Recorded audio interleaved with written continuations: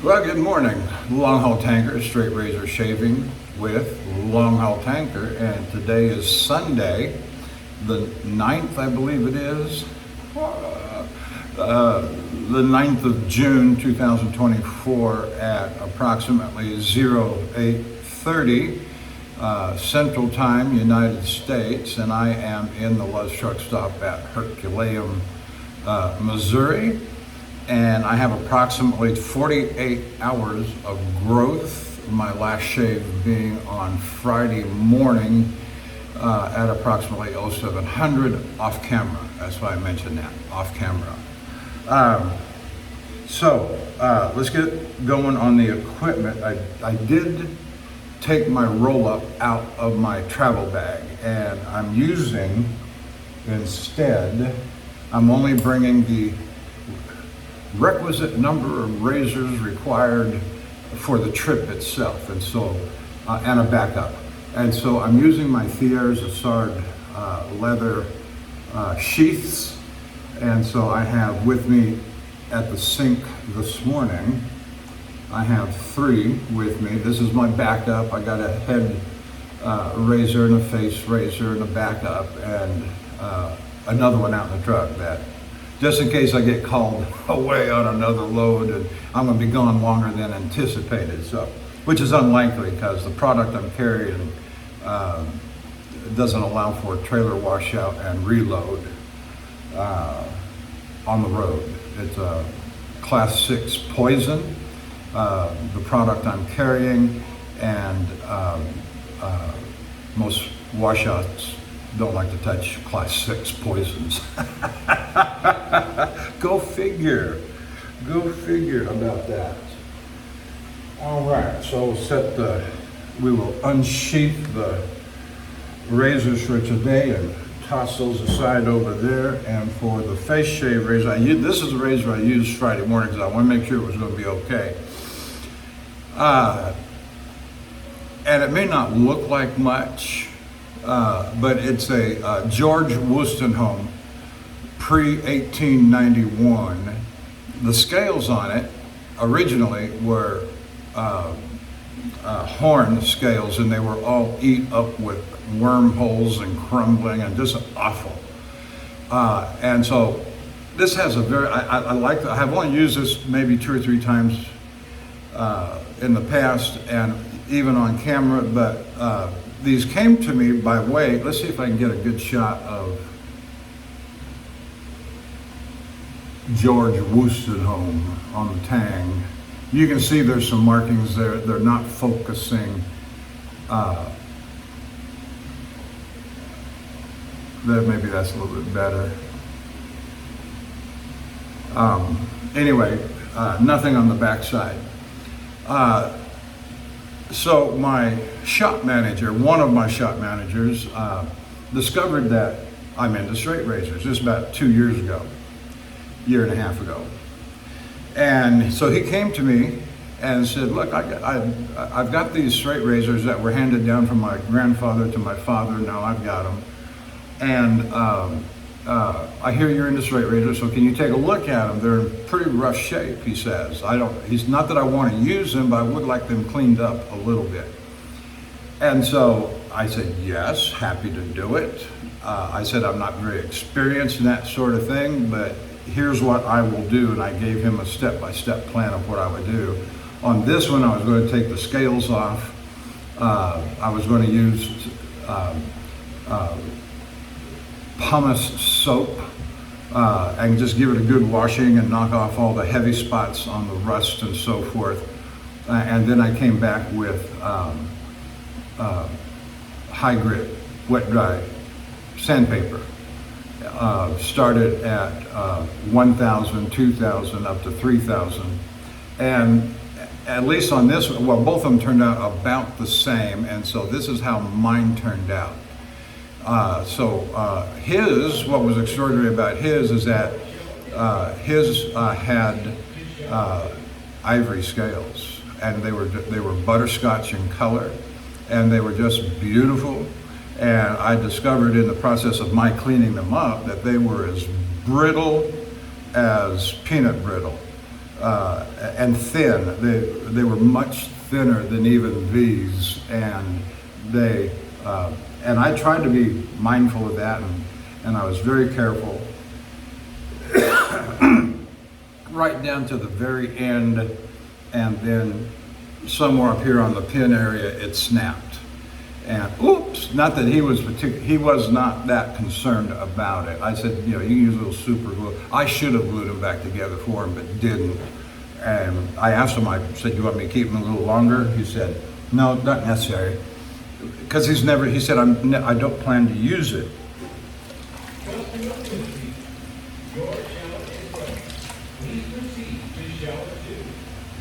And indeed, I just confirmed with him on Friday when I went out that he's not used it.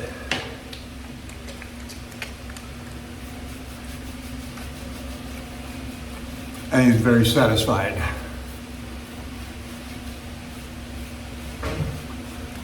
With it. Okay, good, fine.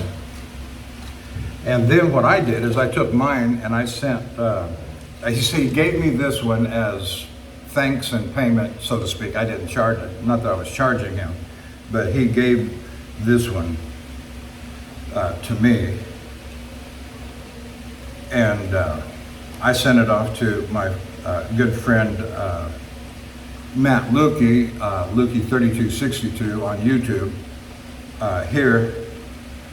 In fact, he lives a very short distance from this location at Herculeum. And this would, like I said, been about a year and a half, maybe a year. And he's got a video using it after he's cleaned it up, put new scales on it. These scales, I say new, they're obviously old and vintage and stained up a little bit, but he cleaned them up. And my brush is the QED Select Manchurian Silver Tip Badger, and that's about where I'm at on loading it up. Oh, and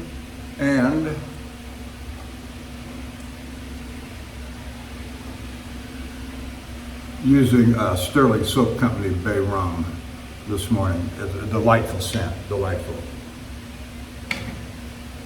And so Matt cleaned them up, put a scale on it, put scales on them, and then shaved with it. In fact, it's one of the, Matt hasn't done some scales in a while. What scales? What is it? He has not done a shaving video in a while. And so it's one of the very last 2 or 3 videos that he has up on his channel right now.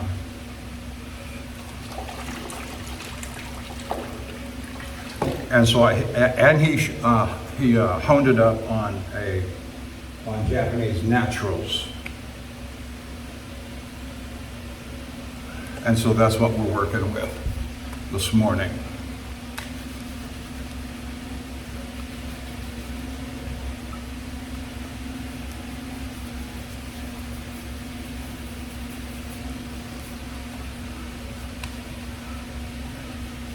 I got the fan on over my head. It does sound like the music in the store coming through the hallway is not very loud, so maybe I won't get hit with copyright violations at YouTube. Now, my last video, I certainly will deserve the copyright. I put in my own track of music. And Bill M. was right when he told me that the music was too loud. I went back and listened to it again, and on a different device than what I had put it together on, and it was much too loud.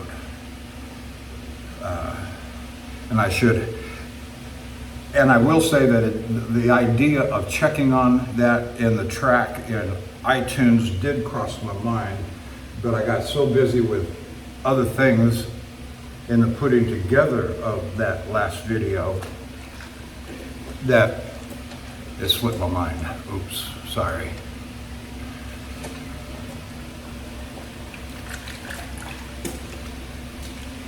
But what a hoot. What a hoot that last video was, both in the making of it and the story that it portends to tell, that it does tell. And at this point, let me go ahead and give some shout outs here to my usual fellows that I watch regularly, routinely watch and comment on and follow, closely. And that would be Bill M.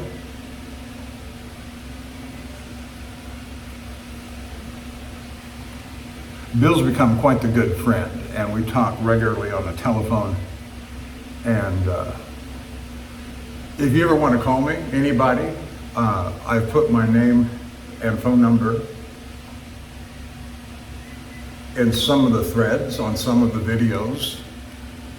And if you want to talk to me about shaving or anything about my videos, I'm not looking to get into arguments. So if you disagree with me, eat it and don't call. But unless you just want to talk about razor stuff, but you don't have to be ugly about it, because I'll just hang up on you and block your number. I'm giving you a personal consideration by doing that. And everybody that I've done it with so far they've all turned into good chatting buddies, which I welcome on the road, since all I'm doing is driving a truck during the day or during my working hours.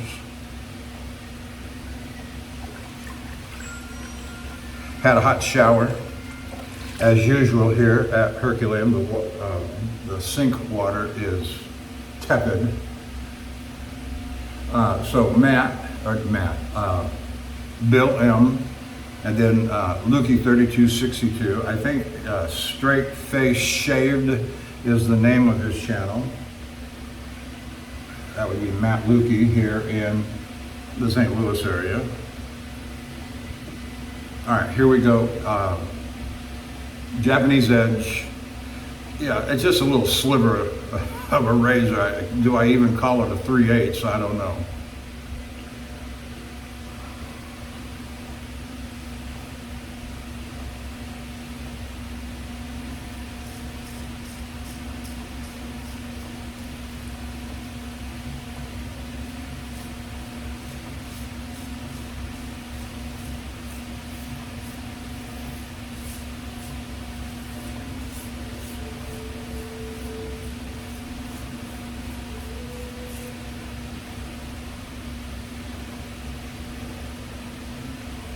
And Martin Test Shaves, who is returning from Marrakesh. Whenever I think of Marrakesh, I think of Jimmy Stewart's movie, The Man Who Knew Too Much. Alfred Hitchcock movie. Very good, very good.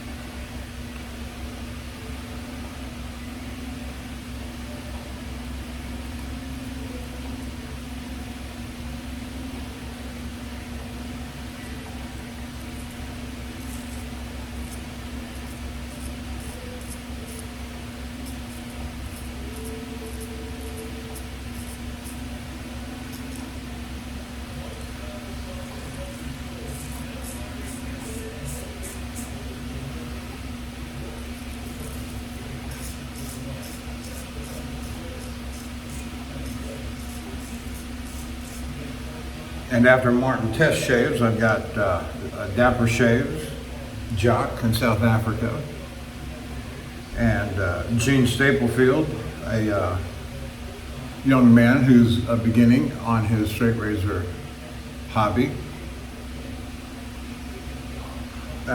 Eric, the Cajun Blade.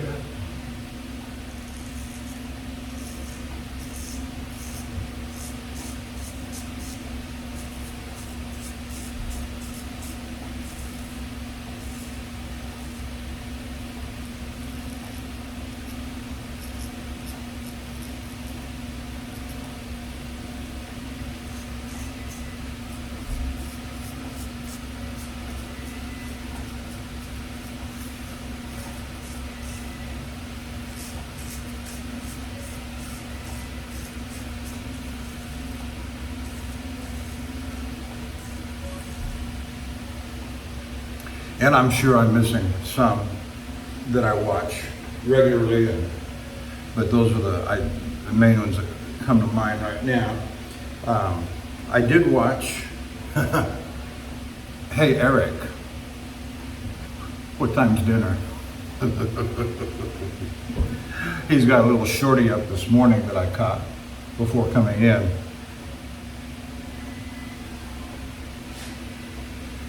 And frying up some steaks on outside gas burner grills, yeah, that's good enough, grills.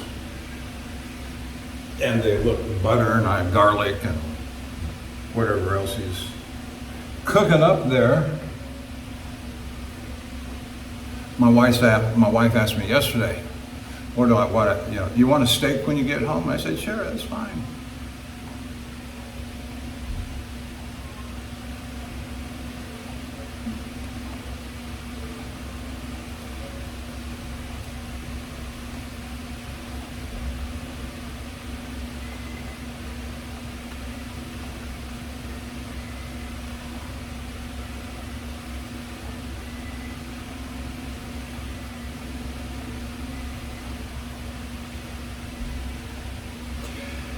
Which kind of leads to the next little bit I want to just pass over on this morning, and that is relative to Sean Staplefield's video that I watched last night.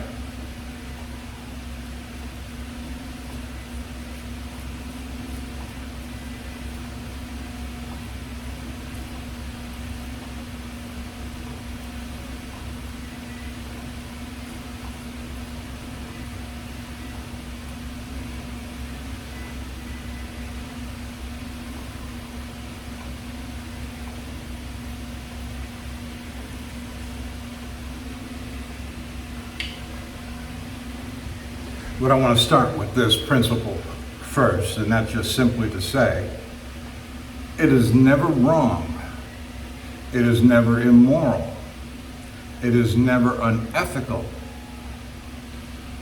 to do what God says, to do what the Bible says. The Bible is God's word. And that's where you got to start, because if you don't start there, then morality of sorts that becomes nothing more than man's opinion or some committee's opinion. And do we want to be bound by the World Health Organization and the CDC as to what our values should be? And the answer to that is no. Real clear and emphatically, no.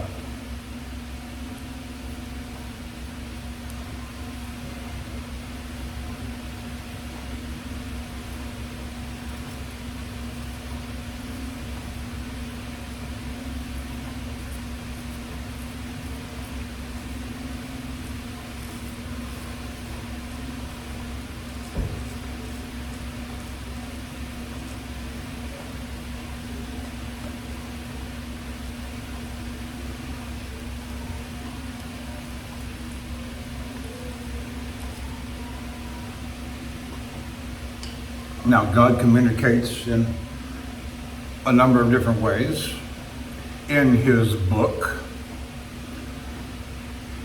Commands, precepts, statutes, commands.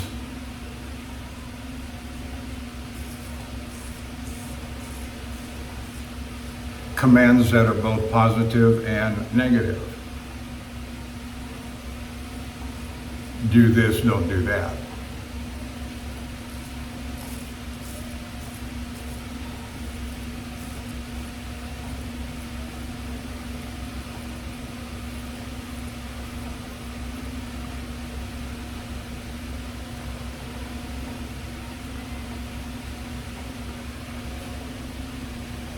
There's a principle in biblical philosophy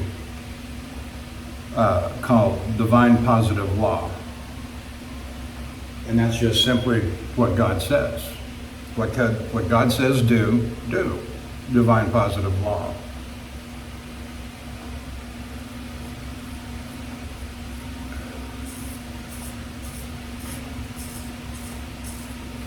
So, but he also communicates, and this is the point that I'm getting to, he authorizes by permission. Permission. For example, I've talked a fair bit, especially in the last video, about God's creative order.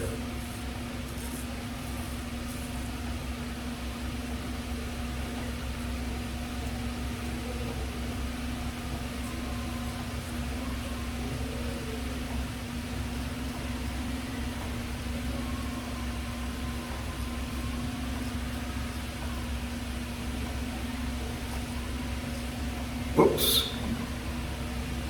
That little thin blade got away from me. Got a good chunk there too. Look at that. Oh my.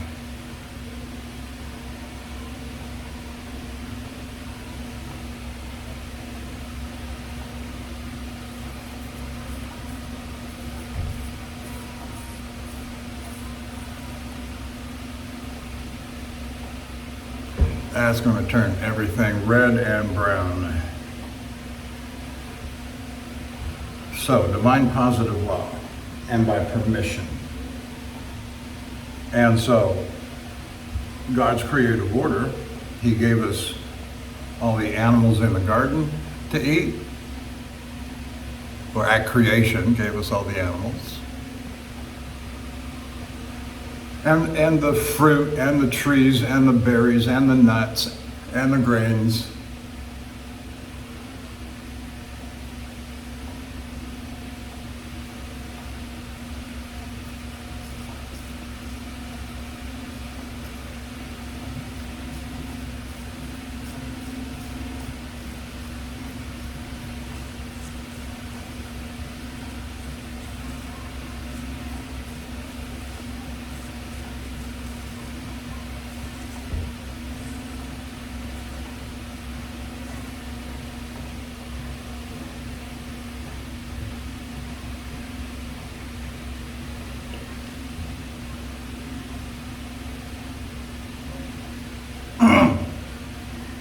And so those are the things that God gave us and to eat. And regarding meat, in a dream to Peter in Acts chapter 10, he showed, and of course you know the old Hebrew dietary restrictions, they were not allowed to eat unclean animals. And there are definitions as to what an unclean animal is, but the point is,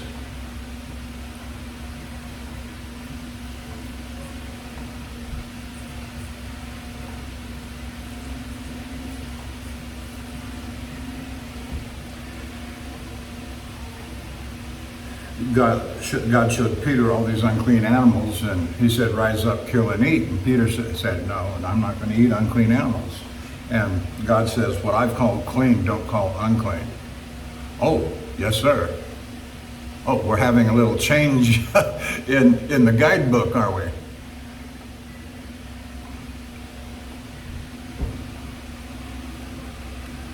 And so, anyway,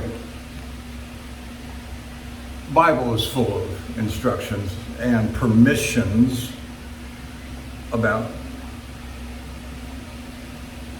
eating meat.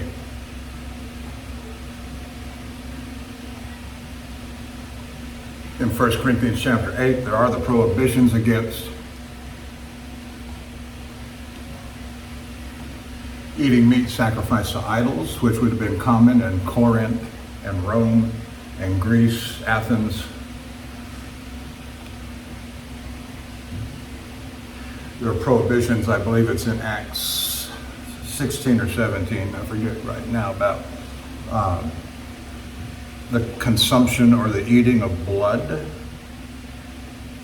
I remember when I made a trip to Europe one time, and we went out to breakfast, and a big buffet sort of, it was like going out to Shoney's.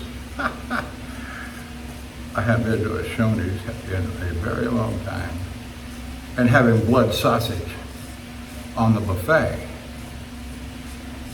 And of course, our local guys that we were with,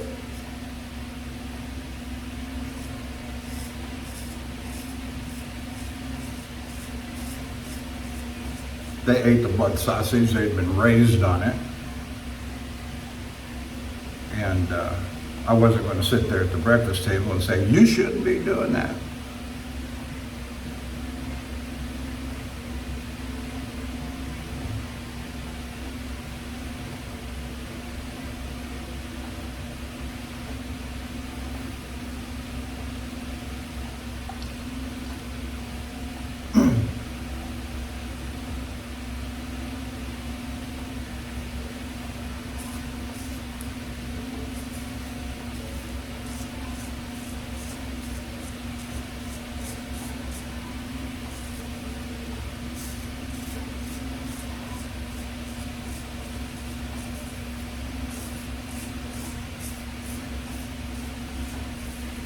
And so these people today that go around saying that you shouldn't eat meat because it's unethical or immoral are full of beans. They do not hold the moral high ground.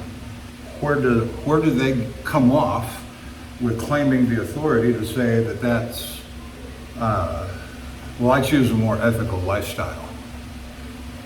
Bovine excrement is what I've got to say to that.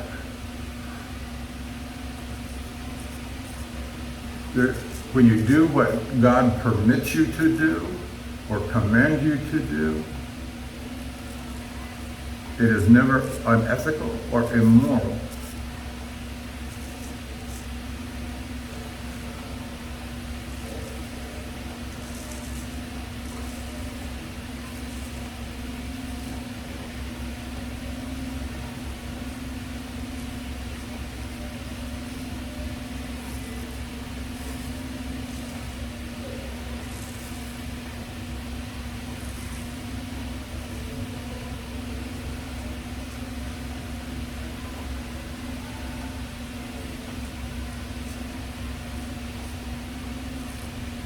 To do what God authorizes you by permission to do. If you want to lead a life that doesn't eat meat, fine, great, more power to you. But don't you come off telling me that you're somehow morally superior, more ethical, blah, blah, blah, by doing that. That's what gripes me. And let's talk for a quick second about cruelty to animals, humane treatment of animals in the farming, ranching. I'm going to let the farmers decide on what is the best way to raise the most profitable crop, as long as they're not killing us and feeding us GMOs through the grains and the feed that they feed the cows, and the hormones, etc., that they're feeding us through the cows. I'm going to let them decide. The Cattlemen Ranchers Society and places like that. I'm not going to let the people for the ethical treatment of animals tell me what's ethical. Now let's talk about animal cruelty for a minute. I think we can all agree that throwing an animal into a microwave and turning it on and killing it is cruelty to animals and should be punishable by law, of course. There was a case here just in the last week on the news in Houston. that some people had rescued some cats. They were dead. I think they ended up dead. Somebody had doused them in gasoline and set them on fire. I think we can agree that that's cruelty to animals. But getting cats declawed because you don't want them tearing up your $10,000, $20,000 furniture in the house is not unethical.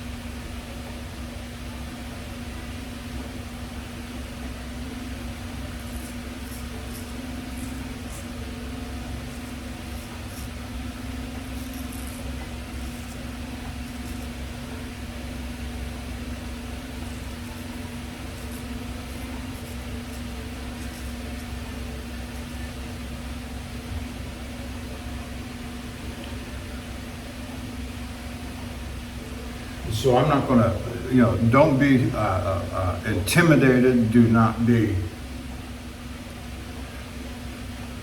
buffaloed.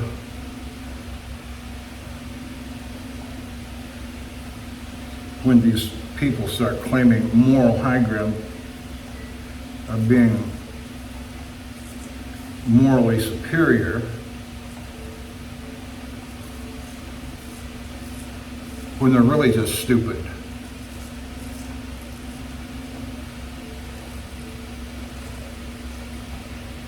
They think that's going to be better dietary for them, fine. Let them go ahead and do it.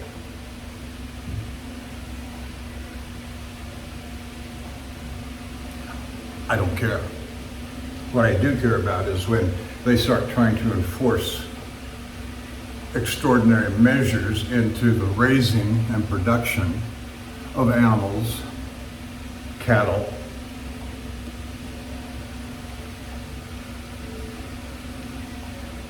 horse meat used to be something that was sold in the United States. It was something that people used to eat back in the day on a more regular basis than today, but you can't eat horse meat today. It's unethical.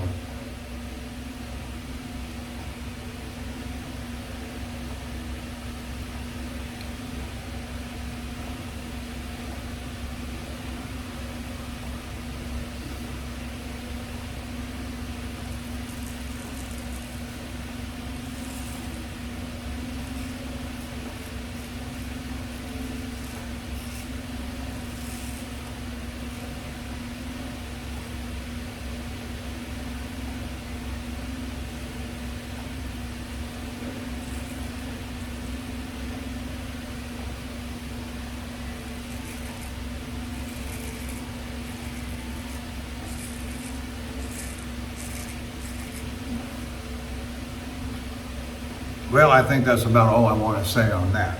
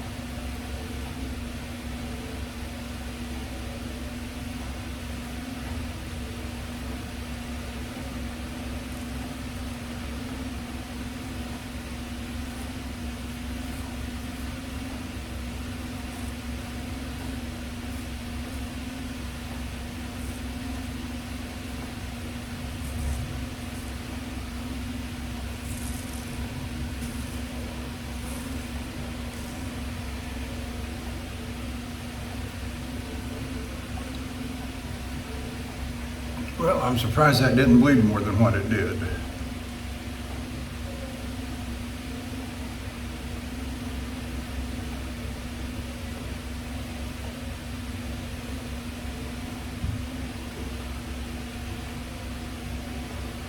Yeah, that's one of the troubles with an itty-bitty little thin razor like that, is that it can turn on you, turn toward the edge, and go right in.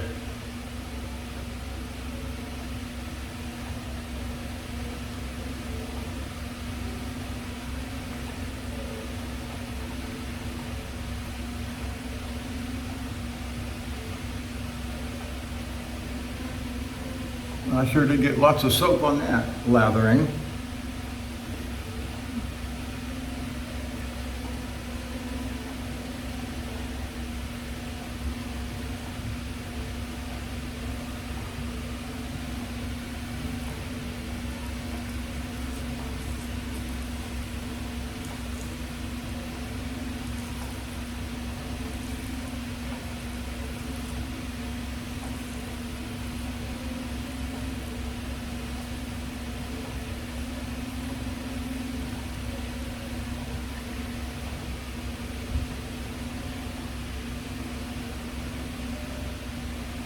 Of course, the problem with a lot of these people that don't believe in eating and meat and all of these deviations from what ordinary people think has always been okay because it's always been okay, is they don't believe in God, they don't believe in the Bible, they don't believe in those set of moral values. Just like certain groups in this country and around the world today, but particularly this country, no longer believe in the Constitution. It's just lip service. They're just words coming out of the mouth, and they don't really believe it in the heart. You know, so freedom of speech, the right to keep and bear arms.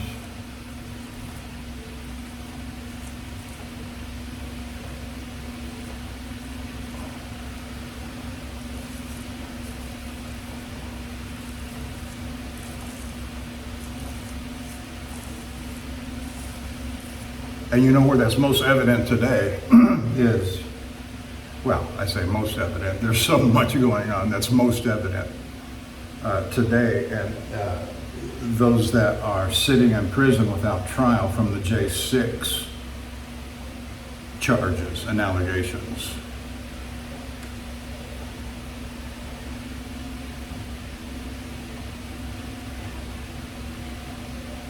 Yeah, I said it. I don't care what you think about it.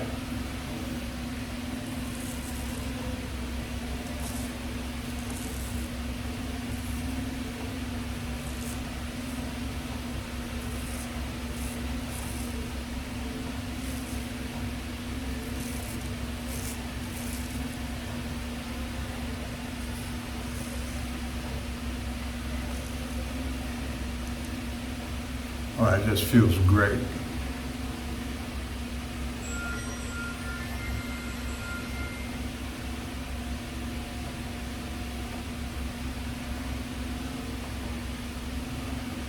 Well, I will do what I can to get this video uploaded later today when I get up to Portage, Wisconsin, and have minimal Wi-Fi signal, and it'll take 24 hours to get it unloaded. But let me say this was interesting. When I was home and I did my video on Wednesday and edited it on Thursday and uploaded it on Thursday from the house on the home internet.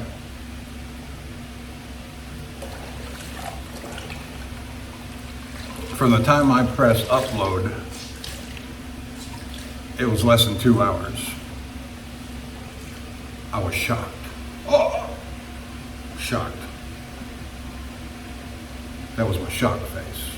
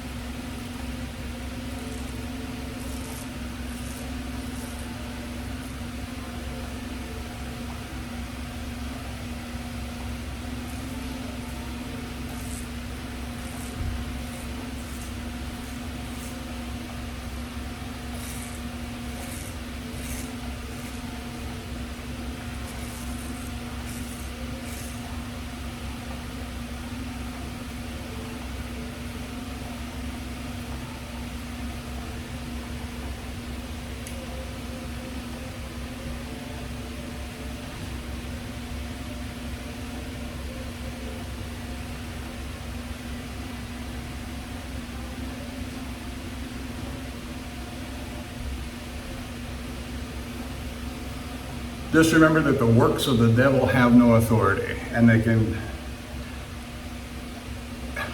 be rebuked easily.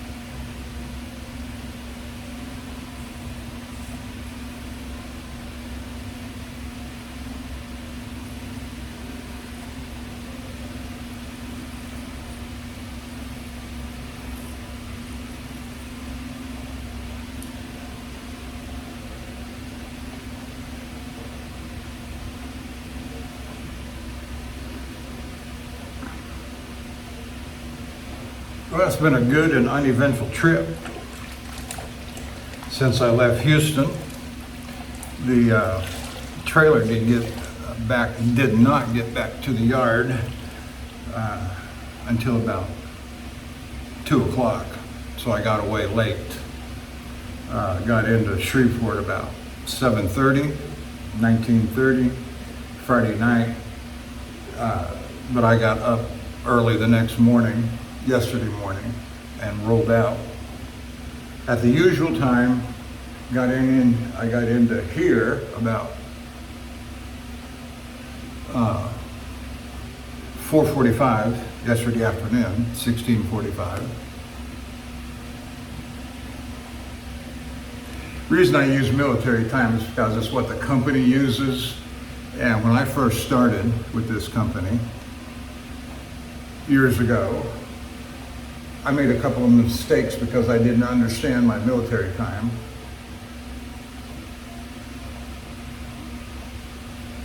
When I saw 6 o'clock on the paperwork, I thought 6 p.m. It was 0600. Oops. I got over there to what my company thought was late, and this was one of my very first loads early on, and it was a Chicago load. Nobody likes going to Chicago from Houston. First of all, they're too short for me. It's an 18-hour trip.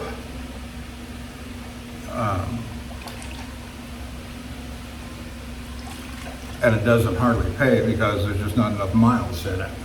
You've got to have 2 or 3 of those back to back to make any money in a week.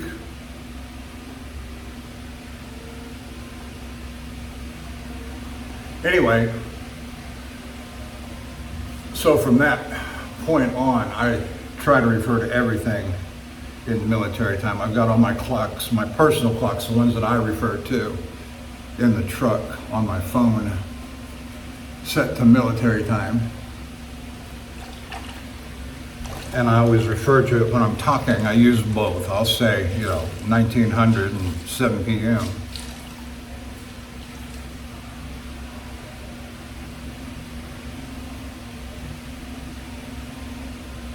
And now that I've done it now for almost 15 years, it's just become second nature to me.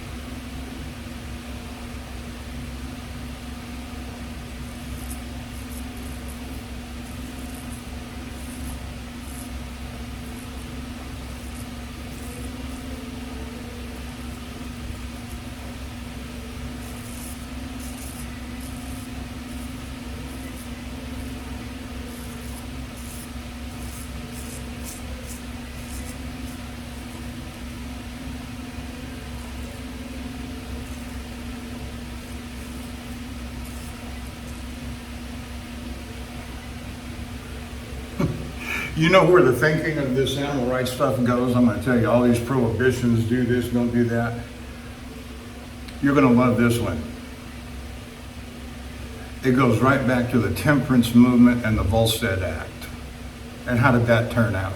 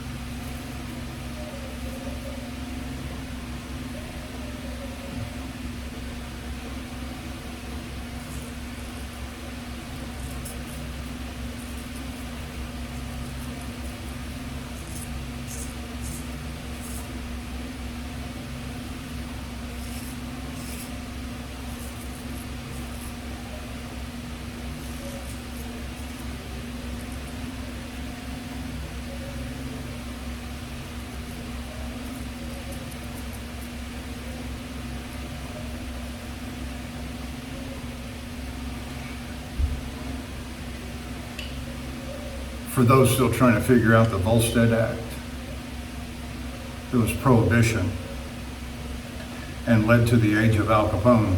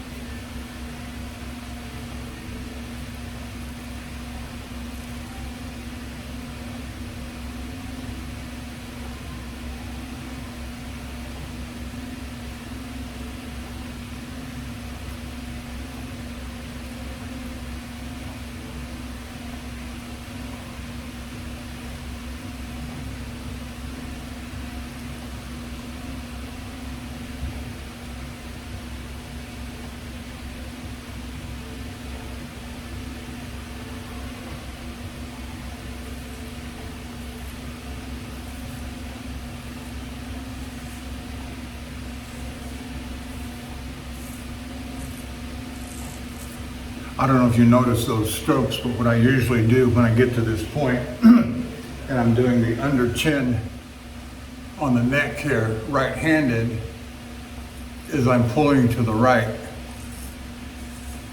instead of coming in this way and pushing to the left. I'm pulling to the right.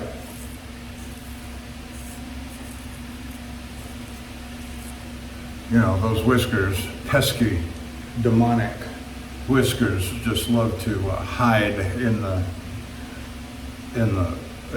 creases and recesses and folds of the skin. So you just gotta get them any way you can.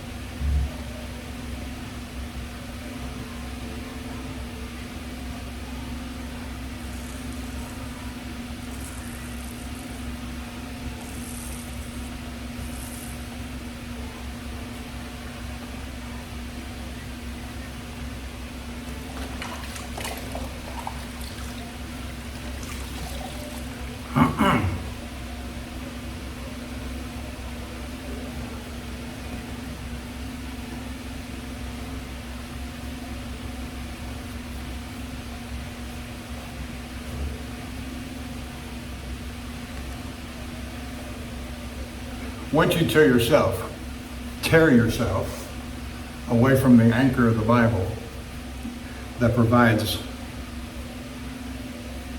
what is good and right and moral and ethical in the eyes of God, which is another way of saying by the authority of God. What's right in the eyes of God is only right because it is so decreed by his authority, or his holiness, or his righteousness. Those are all factors that play into what is right and wrong. And you know, when you have these simple conversations, you know, a mother sits down with her little girl and says, honey, it's not right to pull the wings off of flies. Well, she's right, but the moral principle she's teaching the little girl is completely consistent with the righteousness, holiness of God. Now, putting a 22 slug in the head of a cow out on the range, you're going to string him up, cut his throat, let him bleed out so you can butcher him, is completely ethical because the cow was made for our consumption. That's precisely what it was made for. All the beasts of the field and the trees and the wheat and the corn and all of those things. Man is a divine special creation of God. God put us on this earth that he created for us. And he put all these other things on the earth for us and our sustainability. They want to talk about the sustainability of so many different, let me get that piece of skin off of there, things sustainability of things, and every time they talk about, you know,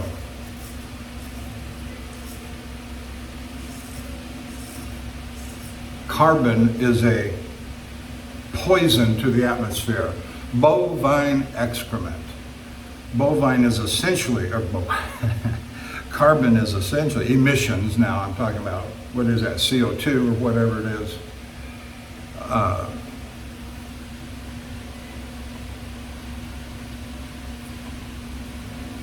I was going to look this up because I don't remember my high school biology, but I do remember the term chlorophyll.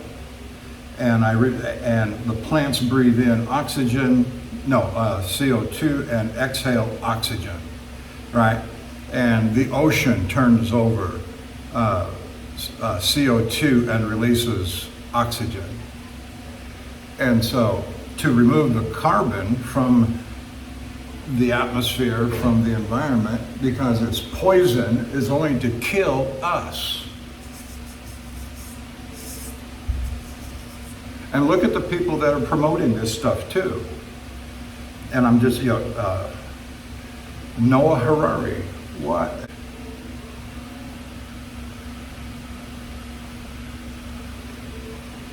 All right.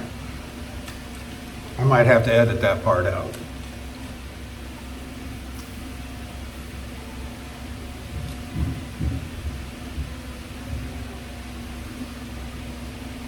All right, we're moving to the head shave, obviously. So always, it's not just the argument that's being made, it's also who's making it. What credibility do they have? After all that's happened over the last 3 or 4 years, does anybody have any confidence in the World Economic Forum, Bill Gates? And so when they talk about, oh yeah, we've got to do this to save the planet, do we want to breathe polluted air, drink poison water? No, nobody wants that.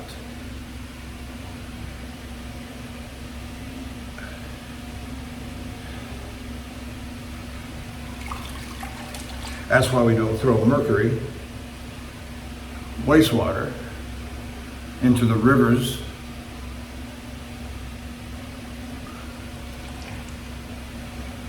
But we're sure quick on that fluoride stuff, aren't we?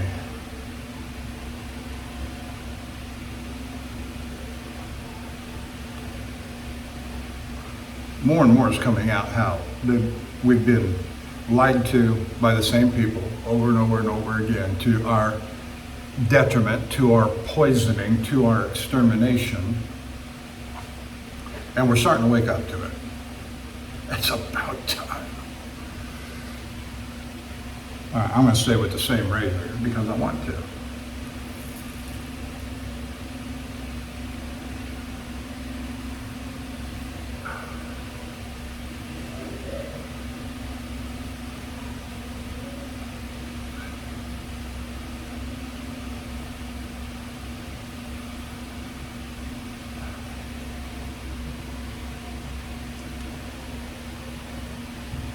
These older vintage razors, it doesn't much matter. Going back and forth between the head and the face with them.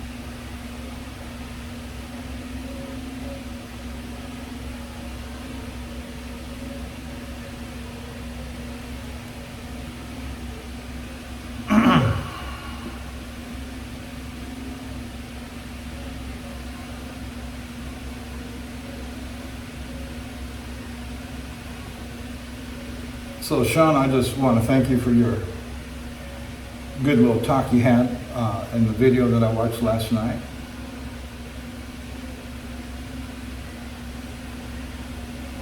And sometime we'll have, I don't know where you are, but sometime we'll have you over for a good Texas brisket with all the southern fixings, right down to okra. No, serious. Let me know.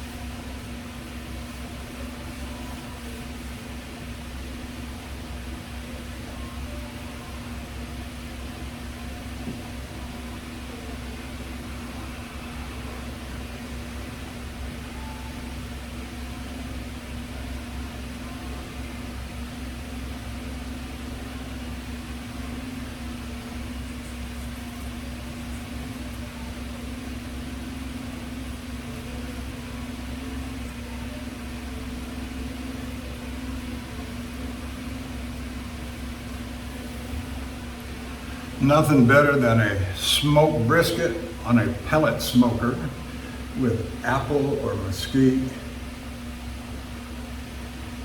pecan wood pellets. Let it go for about, I don't know, 14 hours.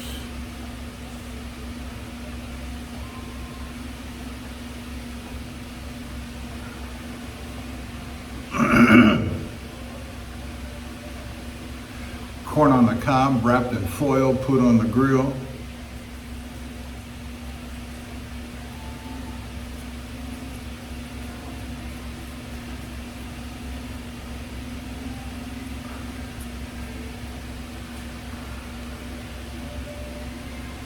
Fried okra.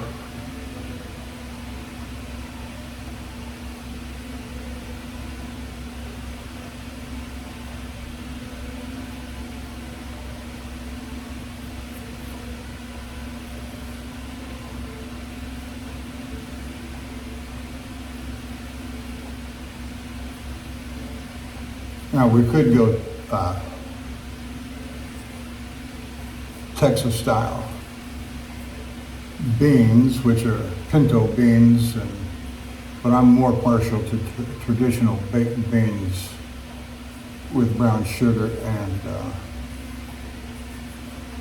whatever else my wife puts into them.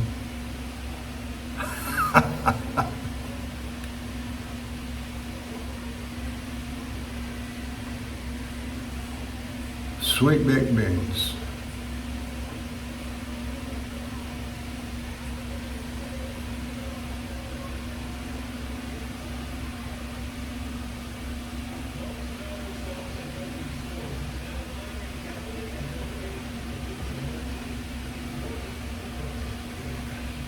Oh, that feels slick as can be. Wonderful.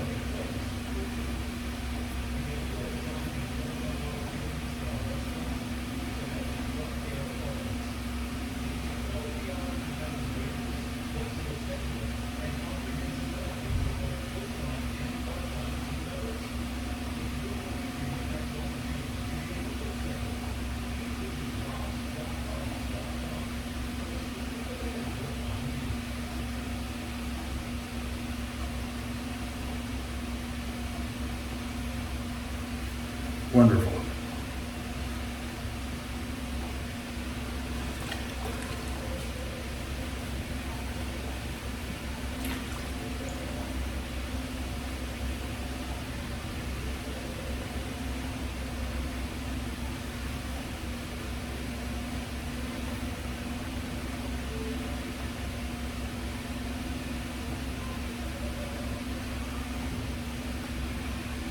Well, we're getting close to the end. Appreciate you staying with me. And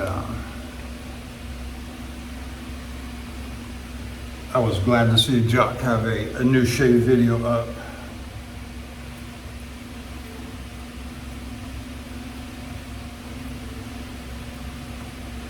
That was the other thing Eric was talking about, was palm stropping. And it's easy to do. This part right here of the heel well, the side of your palm is a perfect area. And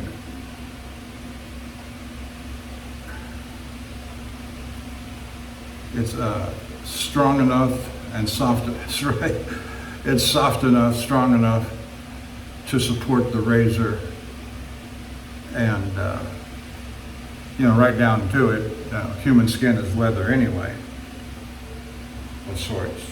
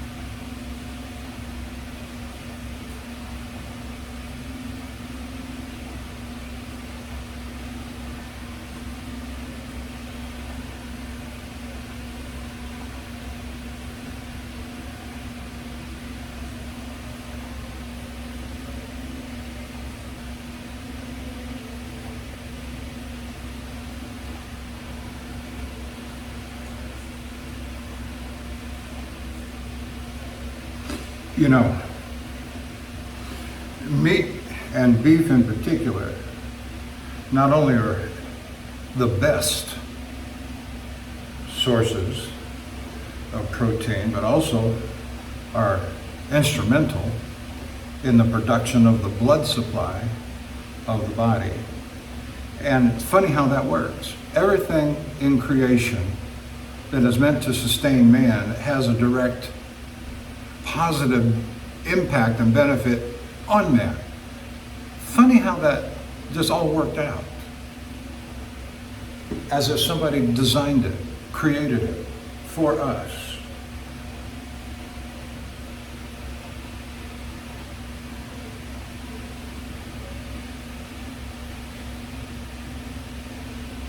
All right, that's it. I'm done. Good shave. Got a little something back here. That'll heal. I was surprised it didn't turn everything red. But thanks for joining me, and I'll see you down the road.